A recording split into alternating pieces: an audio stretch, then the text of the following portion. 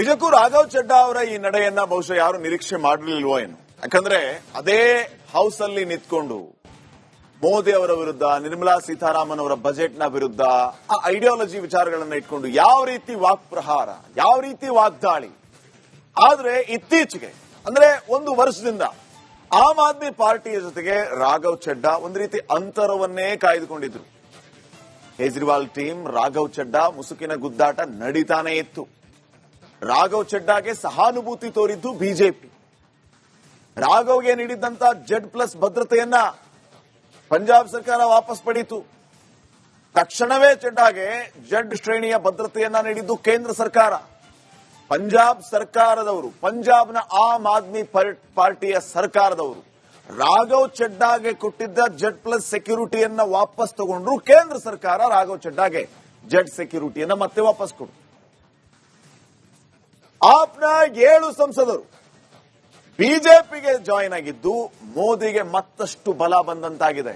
7 ಜನ at a time Aam Aadmi ಪಾರ್ಟಿಗೆ ಟಾಟಾ ಬಾಯ್ ಬಾಯ್ ಹೇಳಿ ಈ ಕಡೆ ಬಿಜೆಪಿಗೆ ಬರ್ತಾರೆ ಅಂತಂದ್ರೆ ಇದು ಒಂದು ರೀತಿ ಸೆನ್ಸೇಷನ್ ಕ್ರಿಯೇಟ್ ಆದಂತೆಯೇ. ಹಾಲಿ ರಾಜ್ಯಸಭೆಯಲ್ಲಿ ಬಿಜೆಪಿ 106 ಸ್ಥಾನಗಳನ್ನ ಹೊಂದಿದೆ. 106. ರಾಜ್ಯಸಭೆಯಲ್ಲಿ ಎನ್ಡಿಎ ಮೈತ್ರಿಕೂಟ 148 ಸ್ಥಾನಗಳನ್ನ ಹೊಂದಿದೆ.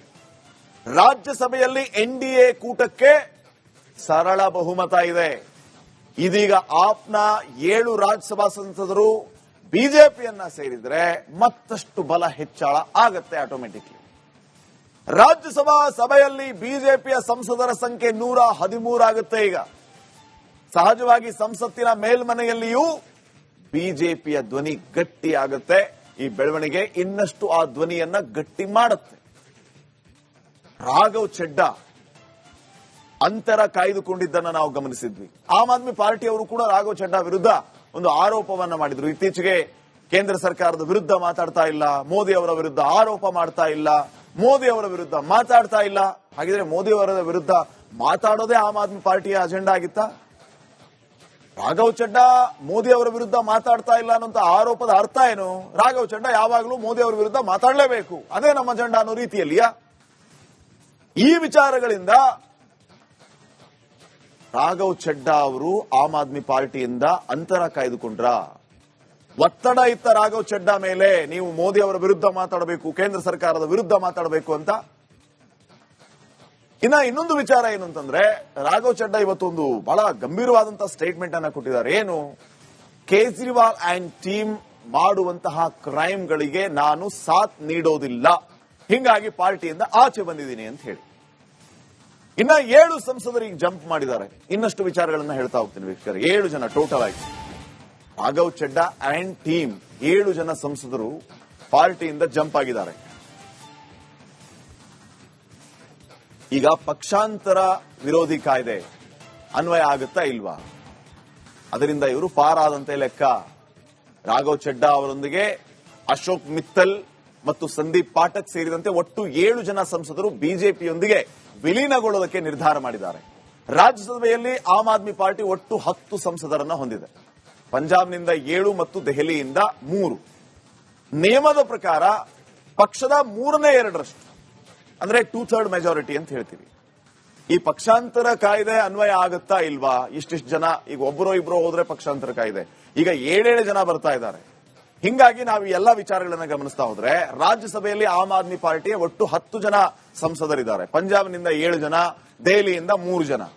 ಸೊ ರೂಲ್ಸ್ ಪ್ರಕಾರ ನಿಯಮ ಏನ್ ಹೇಳುತ್ತೆ ಅಂತಂದ್ರೆ, ಪಕ್ಷದ 3/2 2/3 ಮೆಜಾರಿಟಿ, 3/2 ಸದಸ್ಯರು ಒಟ್ಟಾಗಿ ಪಕ್ಷವನ್ನ ಬದಲಿಸಿದರೆ ಅವರ ಸದಸ್ಯತ್ವ ರದ್ದಾಗೋದಿಲ್ಲ. ಅಲ್ಲಿಗೆ ರಾಘವ್ ಚಡ್ಡಾ ಅಂಡ್ ಟೀಮ್ ಪಾರು. ಇವರ ವಿರುದ್ಧ ಪಕ್ಷವು ಏನು ಕ್ರಮ ತಗೊಳ್ಳಕ್ಕಾಗೋದಿಲ್ಲ. ಹಂಗಾಗಿ 7 ಮಂದಿ ಸಂಸದರು ಬಿಜೆಪಿ ಸೇರ್ತಾ ಇರೋದ್ರಿಂದ ಅವರ ಸ್ಥಾನಕ್ಕೆ ಯಾವುದೇ ಕುತ್ತು ಬರೋದಿಲ್ಲ. ಇವರು ಸಂಸದರಾಗಿಯೇ ಮುಂದುವರಿತಾರೆ. ಇವರ ಮೇಲೆ ಪಕ್ಷಾಂತರ ಕಾಯ್ದೆ ಅನ್ವಯ ಆಗೋದಿಲ್ಲ. ಆಮ್ ಆದ್ಮಿ ಪಾರ್ಟಿಯವರು ಕೂಡ ಆ ರೂಲ್ಸ್ ಅನ್ನ ಇಟ್ಕೊಂಡು ಏನು ಮಾಡಕ್ಕಾಗಲ್ಲ. ಯಾಕಂದ್ರೆ 2/3 ಮೆಜಾರಿಟಿ ವೀಕ್ಷಕರೇ, 7 ಜನ ಬರ್ತಿದ್ದಾರೆ. ಇವರು ಇರೋದು 10 ಜನ, 7 ಜನ ಬಂದ್ಬಿಟ್ರು ಅಂತಂದ್ರೆ ಇವ್ರ ಮೇಲೆ ಯಾವ ಪಕ್ಷಾಂತರ ಕಾಯ್ದೆ ಆಗುತ್ತೆ? 2/3 ಮೆಜಾರಿಟಿ ಬಂದಲ್ಲಿ. So Raghav Chadda and team very safe. ನಿಜಕ್ಕೂ ರಾಘವ್ ಚಡ್ಡಾ ಅವರ ಈ ನಡೆಯನ್ನ ಬಹುಶಃ ಯಾರು ನಿರೀಕ್ಷೆ ಮಾಡಿರಲಿಲ್ವೋ ಏನು. ಯಾಕಂದ್ರೆ ಅದೇ ಹೌಸ್ ಅಲ್ಲಿ ನಿಂತ್ಕೊಂಡು ಮೋದಿ ಅವರ ವಿರುದ್ಧ, ನಿರ್ಮಲಾ ಸೀತಾರಾಮನ್ ಅವರ ಬಜೆಟ್ ನ ವಿರುದ್ಧ ಆ ಐಡಿಯಾಲಜಿ ವಿಚಾರಗಳನ್ನ ಇಟ್ಕೊಂಡು ಯಾವ ರೀತಿ ವಾಕ್ಪ್ರಹಾರ, ಯಾವ ರೀತಿ ವಾಗ್ದಾಳಿ. ಆದ್ರೆ ಇತ್ತೀಚೆಗೆ ಅಂದ್ರೆ ಒಂದು ವರ್ಷದಿಂದ ಆಮ್ ಆದ್ಮಿ ಪಾರ್ಟಿಯ ಜೊತೆಗೆ ರಾಘವ್ ಚಡ್ಡಾ ಒಂದು ರೀತಿ ಅಂತರವನ್ನೇ ಕಾಯ್ದುಕೊಂಡಿದ್ರು. ಕೇಜ್ರಿವಾಲ್ ಟೀಮ್, ರಾಘವ್ ಚಡ್ಡಾ ಮುಸುಕಿನ ಗುದ್ದಾಟ ನಡೀತಾನೆ ಇತ್ತು. ರಾಘವ್ ಚಡ್ಡಾಗೆ ಸಹಾನುಭೂತಿ ತೋರಿದ್ದು ಬಿಜೆಪಿ. ರಾಘವ್ಗೆ ನೀಡಿದ್ದಂತ Z+ ಭದ್ರತೆಯನ್ನ ಪಂಜಾಬ್ ಸರ್ಕಾರ ವಾಪಸ್ ಪಡೀತು. ತಕ್ಷಣವೇ ಚಡ್ಡಾಗೆ Z ಶ್ರೇಣಿಯ ಭದ್ರತೆಯನ್ನ ನೀಡಿದ್ದು ಕೇಂದ್ರ ಸರ್ಕಾರ. ಪಂಜಾಬ್ ಸರ್ಕಾರದವರು, ಪಂಜಾಬ್ನ ಆಮ್ ಆದ್ಮಿ ಪಾರ್ಟಿಯ ಸರ್ಕಾರದವರು ರಾಘವ್ ಚಡ್ಡಾಗೆ ಕೊಟ್ಟಿದ್ದ Z+ ಸೆಕ್ಯೂರಿಟಿಯನ್ನ ವಾಪಸ್ ತಗೊಂಡ್ರು. ಕೇಂದ್ರ ಸರ್ಕಾರ ರಾಘವ್ ಚಡ್ಡಾಗೆ Z ಸೆಕ್ಯೂರಿಟಿಯನ್ನ ಮತ್ತೆ ವಾಪಸ್ ಕೊಡು. ಆಪ್ನ 7 ಸಂಸದರು ಬಿಜೆಪಿಗೆ ಜಾಯಿನ್ ಆಗಿದ್ದು ಮೋದಿಗೆ ಮತ್ತಷ್ಟು ಬಲ ಬಂದಂತಾಗಿದೆ. 7 ಜನ at a time Aam Aadmi ಪಾರ್ಟಿಗೆ ಟಾಟಾ ಬಾಯ್ ಬಾಯ್ ಹೇಳಿ ಈ ಕಡೆ ಬಿಜೆಪಿಗೆ ಬರ್ತಾರೆ ಅಂತಂದ್ರೆ ಇದು ಒಂದು ರೀತಿ ಸೆನ್ಸೇಷನ್ ಕ್ರಿಯೇಟ್ ಆದಂತೆಯೇ.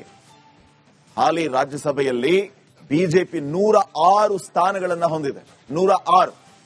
ರಾಜ್ಯಸಭೆಯಲ್ಲಿ ಎನ್ಡಿಎ ಮೈತ್ರಿಕೂಟ 148 ಸ್ಥಾನಗಳನ್ನ ಹೊಂದಿದೆ. ರಾಜ್ಯಸಭೆಯಲ್ಲಿ ಎನ್ಡಿಎ ಕೂಟಕ್ಕೆ ಸರಳ ಬಹುಮತ ಇದೆ. ಇದೀಗ ಆಪ್ನ 7 ರಾಜ್ಯಸಭಾ ಸಂಸದರು ಬಿಜೆಪಿಯನ್ನ ಸೇರಿದ್ರೆ ಮತ್ತಷ್ಟು ಬಲ ಹೆಚ್ಚಳ ಆಗತ್ತೆ ಆಟೋಮೆಟಿಕ್ಲಿ.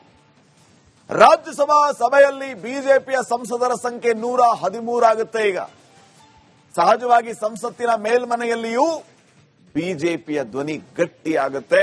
ಈ ಬೆಳವಣಿಗೆ ಇನ್ನಷ್ಟು ಆ ಧ್ವನಿಯನ್ನ ಗಟ್ಟಿ ಮಾಡುತ್ತೆ.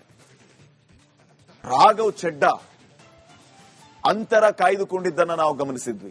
ಆಮ್ ಆದ್ಮಿ ಪಾರ್ಟಿಯವರು ಕೂಡ ರಾಘವ್ ಚಡ್ಡಾ ವಿರುದ್ಧ ಒಂದು ಆರೋಪವನ್ನ ಮಾಡಿದ್ರು. ಇತ್ತೀಚೆಗೆ ಕೇಂದ್ರ ಸರ್ಕಾರದ ವಿರುದ್ಧ ಮಾತಾಡ್ತಾ ಇಲ್ಲ, ಮೋದಿ ಅವರ ವಿರುದ್ಧ ಆರೋಪ ಮಾಡ್ತಾ ಇಲ್ಲ, ಮೋದಿ ಅವರ ವಿರುದ್ಧ ಮಾತಾಡ್ತಾ ಇಲ್ಲ. ಹಾಗಿದ್ರೆ ಮೋದಿ ಅವರ ವಿರುದ್ಧ ಮಾತಾಡೋದೇ ಆಮ್ ಆದ್ಮಿ ಪಾರ್ಟಿಯ ಅಜೆಂಡಾ ಆಗಿತ್ತ?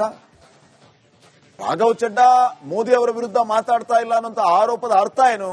ರಾಘವ್ ಚಡ್ಡಾ ಯಾವಾಗಲೂ ಮೋದಿ ಅವರ ವಿರುದ್ಧ ಮಾತಾಡಲೇಬೇಕು, ಅದೇ ನಮ್ಮ ಅಜೆಂಡಾ ಅನ್ನೋ ರೀತಿಯಲ್ಲಿಯಾ? ಈ ವಿಚಾರಗಳಿಂದ ರಾಘವ್ ಚಡ್ಡಾ ಅವರು ಆಮ್ ಆದ್ಮಿ ಪಾರ್ಟಿಯಿಂದ ಅಂತರ ಕಾಯ್ದುಕೊಂಡ್ರ. ಒತ್ತಡ ಇತ್ತ ರಾಘವ್ ಚಡ್ಡಾ ಮೇಲೆ, ನೀವು ಮೋದಿ ಅವರ ವಿರುದ್ಧ ಮಾತಾಡಬೇಕು, ಕೇಂದ್ರ ಸರ್ಕಾರದ ವಿರುದ್ಧ ಮಾತಾಡಬೇಕು ಅಂತ. ಇನ್ನೊಂದು ವಿಚಾರ ಏನು ಅಂತಂದ್ರೆ, ರಾಘವ್ ಚಡ್ಡಾ ಇವತ್ತೊಂದು ಬಹಳ ಗಂಭೀರವಾದಂತಹ ಸ್ಟೇಟ್ಮೆಂಟ್ ಅನ್ನ ಕೊಟ್ಟಿದ್ದಾರೆ. ಏನು? ಕೇಜ್ರಿವಾಲ್ ಅಂಡ್ ಟೀಮ್ ಮಾಡುವಂತಹ ಕ್ರೈಮ್ಗಳಿಗೆ ನಾನು ಸಾಥ್ ನೀಡೋದಿಲ್ಲ, ಹಿಂಗಾಗಿ ಪಾರ್ಟಿಯಿಂದ ಆಚೆ ಬಂದಿದ್ದೀನಿ ಅಂತ ಹೇಳಿ. 7 ಸಂಸದರಿಗೆ ಜಂಪ್ ಮಾಡಿದ್ದಾರೆ. ಇನ್ನಷ್ಟು ವಿಚಾರಗಳನ್ನ ಹೇಳ್ತಾ ಹೋಗ್ತೀನಿ ವೀಕ್ಷಕರೇ. 7 ಜನ ಟೋಟಲ್ ಆಗಿ ರಾಘವ್ ಚಡ್ಡಾ ಅಂಡ್ ಟೀಮ್ 7 ಜನ ಸಂಸದರು ಪಾರ್ಟಿಯಿಂದ ಜಂಪ್ ಆಗಿದ್ದಾರೆ. ಈಗ ಪಕ್ಷಾಂತರ ವಿರೋಧಿ ಕಾಯ್ದೆ ಅನ್ವಯ ಆಗುತ್ತಾ ಇಲ್ವಾ? ಅದರಿಂದ ಇವರು ಪಾರಾದಂತೆ ಲೆಕ್ಕ.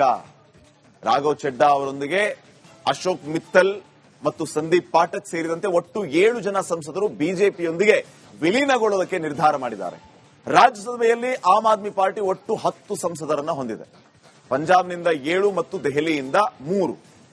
ನಿಯಮದ ಪ್ರಕಾರ ಪಕ್ಷದ 3/2 ಅಂದ್ರೆ 2/3 ಮೆಜಾರಿಟಿ ಅಂತ ಹೇಳ್ತೀವಿ.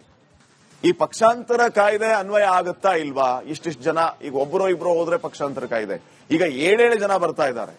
ಹಿಂಗಾಗಿ ನಾವು ಎಲ್ಲ ವಿಚಾರಗಳನ್ನ ಗಮನಿಸ್ತಾ ಹೋದ್ರೆ ರಾಜ್ಯಸಭೆಯಲ್ಲಿ ಆಮ್ ಆದ್ಮಿ ಪಾರ್ಟಿಯ ಒಟ್ಟು 10 ಜನ ಸಂಸದರಿದ್ದಾರೆ. ಪಂಜಾಬ್ನಿಂದ 7 ಜನ, ದೆಹಲಿಯಿಂದ 3 ಜನ.